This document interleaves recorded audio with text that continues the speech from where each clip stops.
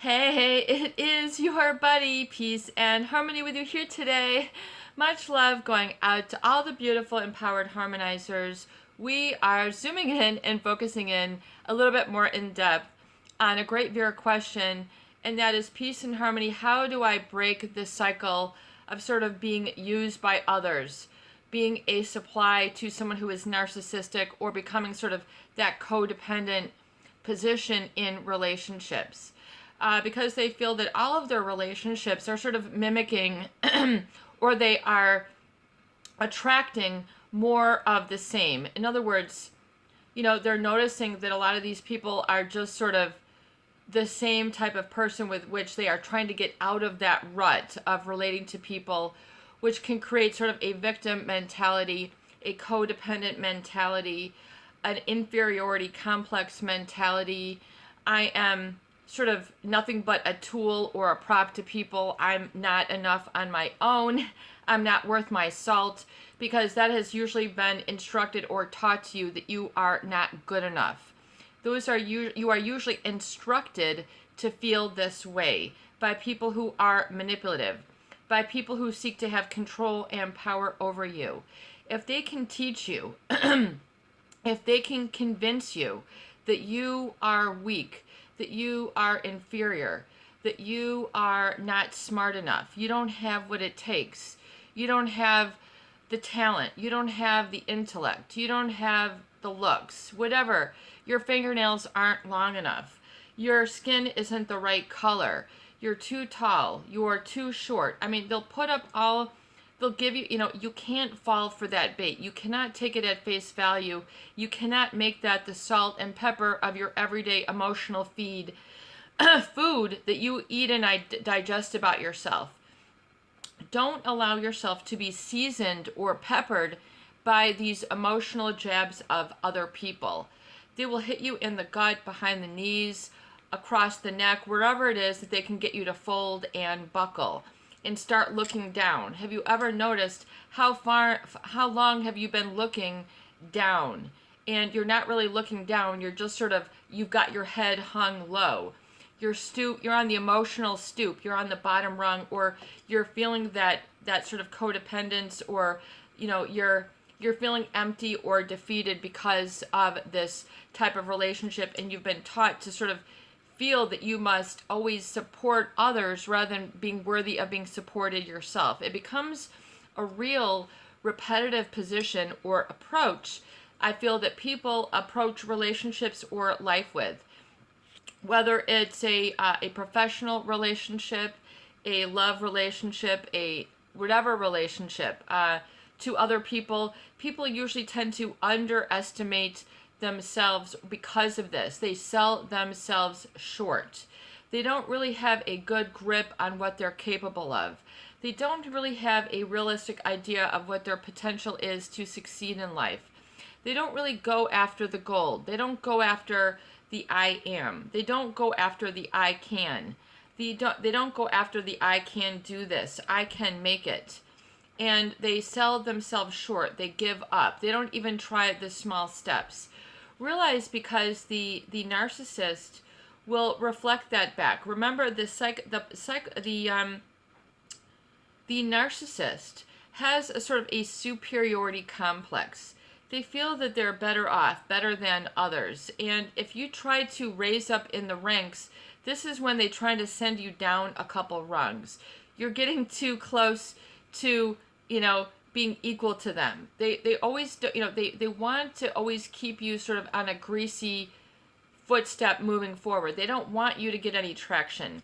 They don't want you to wear your emotional cleats. They don't want you to feel better about yourself. They don't want you to quote unquote wake up from the fog. They want you to stay in that tool-like state and reflect back to you an inferiority with which has nothing to do oftentimes with reality.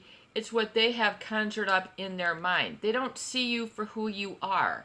A lot of people feel that they don't really, you must not really know me. This person doesn't really know me. Ultimately, at the bottom line, because like the law of the lid, they're trying to keep you in too small a pig pen. They're trying to keep you isolated. They're not allowing you to exercise your self-awareness, your self-esteem, your knowledge, your communication, eventually people get very shut down and shut out by these positions. And then they go through their lives believing that they are not good enough, that they're not worthy. This is their I am. And this is a flawed thinking. This is erroneous thinking. This was sort of, I would say, reflected back to you by some situation or event or circumstance or organization or whatever it is. So you really have to realize and keep yourself in check. To break that cycle, you have to realize that you might have been very trained by a narcissist to always put them first, always scratch their back, always pay their bill, always make their dinner, do. Do you see what I'm saying? How, and you develop sort of, I would say, almost like a relationship resume. It's kind of like being a secretary and you're trying to apply for another job and all you have is secretary experience. If all you have is codependent experience, codependent treatment, it's time for you to break the cycle. I'm no longer a secretary. I'm no longer a prop. I'm no longer just this. I am this. And that has to be founded in self-assertiveness, autonomy, and sort of breaking free from the negative self-limiting beliefs that have been indoctrinated into you by oftentimes people who seek to control and manipulate you and get you out of your true, I don't want to say glory, but your true potential, your true purpose, your empowerment. And oftentimes people feel ashamed then to be different. They feel ashamed to, tell this person because they might feel that this is their only shot at a love relationship. So they sell themselves short. They underestimate their ability. They take the sucker punch and they allow that to dictate the rest of their life. They will never feel good again. They have all these ultimatum or statements until you realize what is happening within you. So you really have to understand that there is nothing wrong with being different than a narcissist. There is nothing wrong than being different from a psychopath. There is nothing wrong with thinking differently, having different opinions, having different strengths or different lifestyles or opportunities that you embrace. You might have, bought the bill of goods, so to speak, that you can only live a happy life unless you're, driving a Mercedes. You can only live a happy life if you've got the big Ford 150. You're only cool enough if you have XYZ in the bank account or whatever. So you have to look at where you are allowing your self-esteem to be dictated from, because that is flawed thinking. If you're living in that codependent approach, you're usually putting something out there that, using things in the wrong way to become loved, appreciated, or found as a person of value. So people, who give, too much away, here, let me give you, they're making themselves value by what they can do, not who they are. So they might be using too much affection to get connection. They might be, allowing themselves to be used. In other words, yeah, let me give you a hand with this. Let me do all the dirty work. And then that way you can be happy. See how valuable I am. And so you're only doing the dirty work. People become to feel like an indentured servant, a custodian, doing all the things that nobody else wants to do. And they feel then, in the code, this might keep the narcissist around for a little bit. It's not that you say this. This is a unconscious or subconscious process. So you have to look at, how have you been selling yourself short? How have you been defining yourself by the negatives that the narcissist seeks to control you by? In other words, you are good enough. You are smart enough. You are lovable. You are a person of integrity. you are a person of heart. And oftentimes you have more heart than a narcissist. And you have to embrace what makes you different. You don't have to, fall into all that judgment category. Um, oh, wow, you haven't traveled the world. I don't want to talk to you. Oh, wow, you don't have a C-level executive position. I don't want to talk to you. You don't have a fleet of cars. I don't want to talk to you. You don't have a $20,000 magic rug. I don't want to talk to you.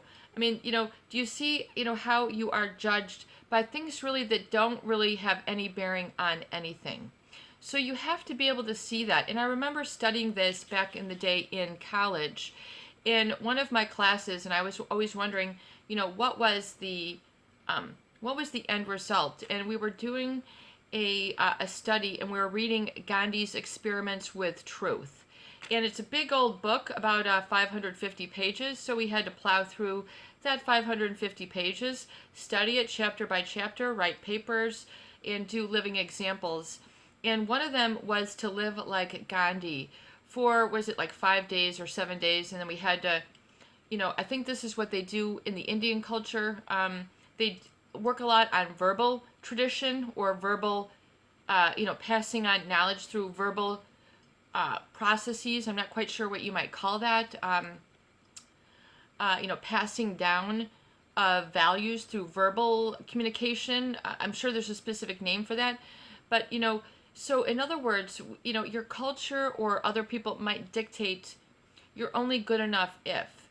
And then, they kind of, really fall into that trap. And then they find themselves suffering because they don't meet up to a standard of a narcissist, or perhaps whatever that narcissist is sort of, they really, sort of promote or promulgate, I only deserve to hang around with really exceptional or special people. And that, you're sort of snubbed off, and you are not good enough, or you are ignored. You're given the silent treatment. You're given the dirty look. And then you're defining your self-esteem by this. You have to think otherwise. You have to feel otherwise. You have to catch them for their age-old tactic. I mean, this must go back through millennia. If you can keep the people feeling less than, then they will never rise up and then become the leaders or live the potential or purpose that they are inherently given by the Creator. So you might have an aptitude for science. You might have an aptitude for adventure. You might be very good at identifying plants, different wildflowers, different trees, different rocks, different soils, different topography. You might understand the map or direction. You might understand spiritual traditions. You might have a good propensity to have faith and belief. And what is faith? You might be a person of faith, which is a very valuable quality. But these are not qualities that are embraced by a narcissist. Because, man, they are too special. They are too cool for school. They, this is too easy. Anybody could do this. So a narcissist sort of wants to set themselves apart, usually through something about putting themselves in the air and untouchable or better than. So you have to really get out and uneducate that that I amness, especially if you feel that you are not good enough, you're defeated. Don't buy that bill of goods. Begin to feel otherwise, and you don't have to surround yourself with external situations to prop you up. This has to be something that you know. And you state, I know. I know. I know. So to have a sense of knowing is better than a sense, that cannot be shattered. To know better. That can catch you and save you from falling into the same rut or the same negative patterns of relating to people. Let me get your dinner. Let me get your drinks. Let me give you a ride. Let me buy your plane ticket.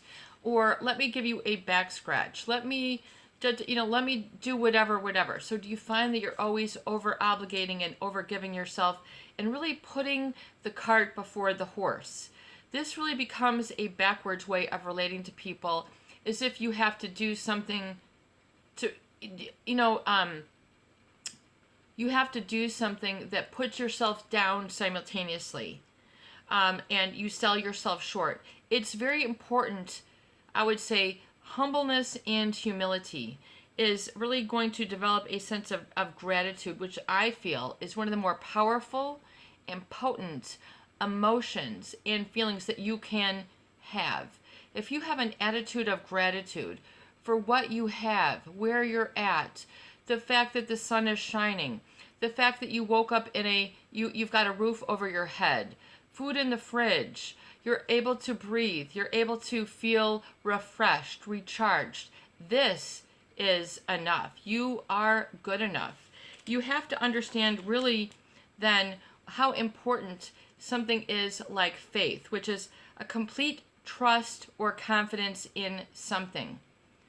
How important is faith? To have a complete trust or confidence in someone or something.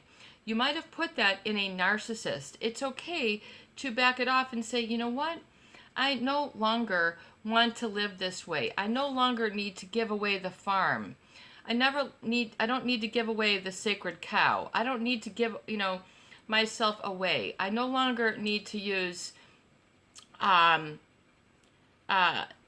these different ways that I've been taught to prove that I am good enough. In other words, to people please. I don't have to start using my affection in the wrong way to get people to like me. I think a lot of codependents, they kind of feel that they have to be a welcome mat, that they have to sort of throw down their shirt and allow themselves to be walked over to show how good they are, or, use other things, sort of give away, maybe I'm going to just cook for them, maybe I'm going to give them a place to live, maybe I'm going to use love to, or intimacy in the wrong ways to get attention.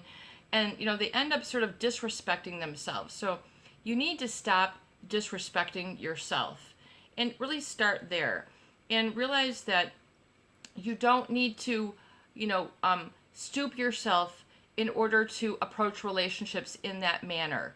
You don't have to, click with the ne'er-do-wells, the people who want to take advantage. If it's been a click or a scene for you, previously, it's okay to change that up. In fact, it's okay to be on your own and sort of retrain yourself, reprogram, and then reapproach, quote unquote, life with a better sense of I am.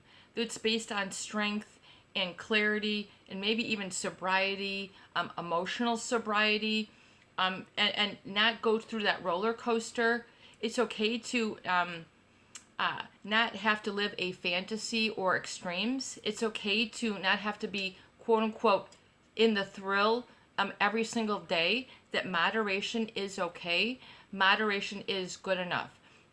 This circles back, and I was going to try to make this a shorter video, but here we go.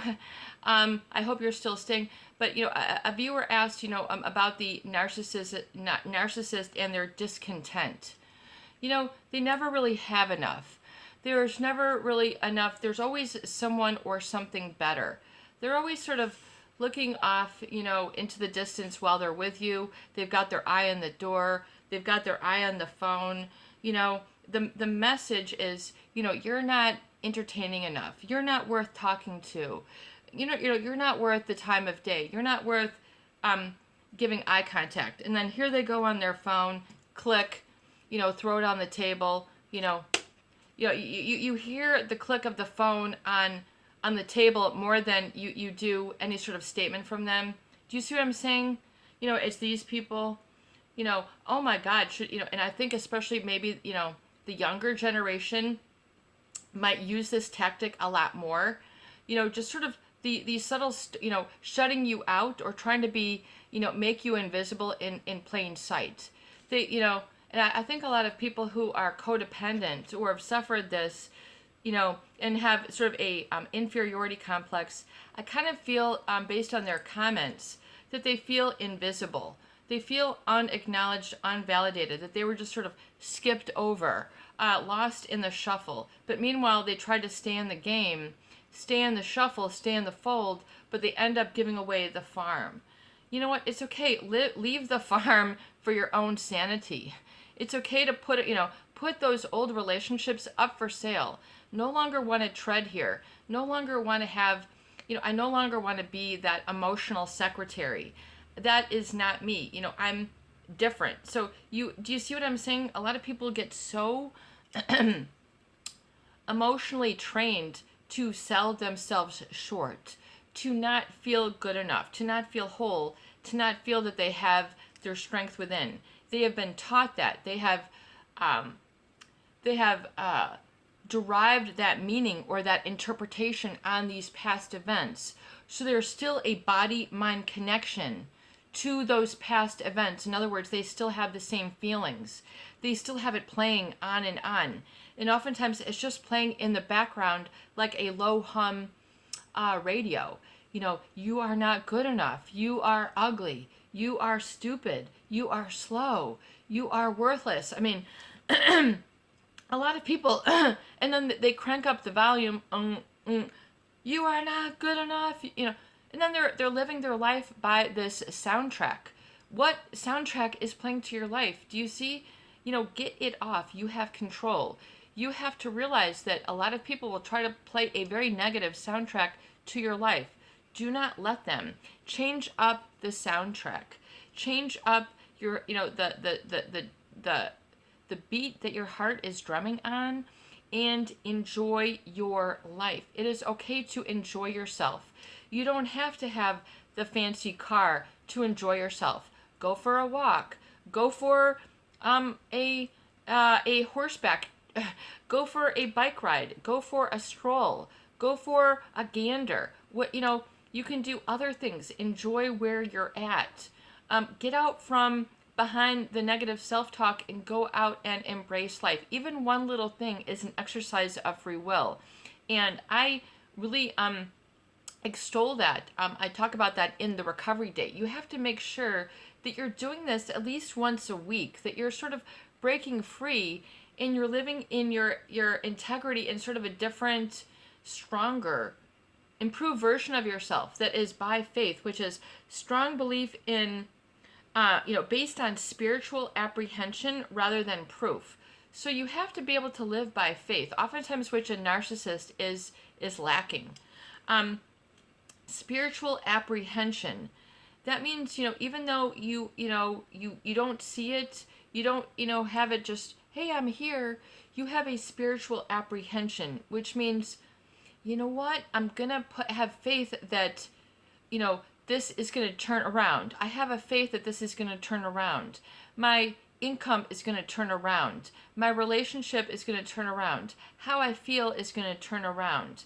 My feeling is going to, do you see that? So really embrace that and understand what that means. And a lot of people, it might be not religious or spiritual, then that's who you are. Then tap into another place that has an awareness of maybe it's science-based for you or whatever it is, that you can move on.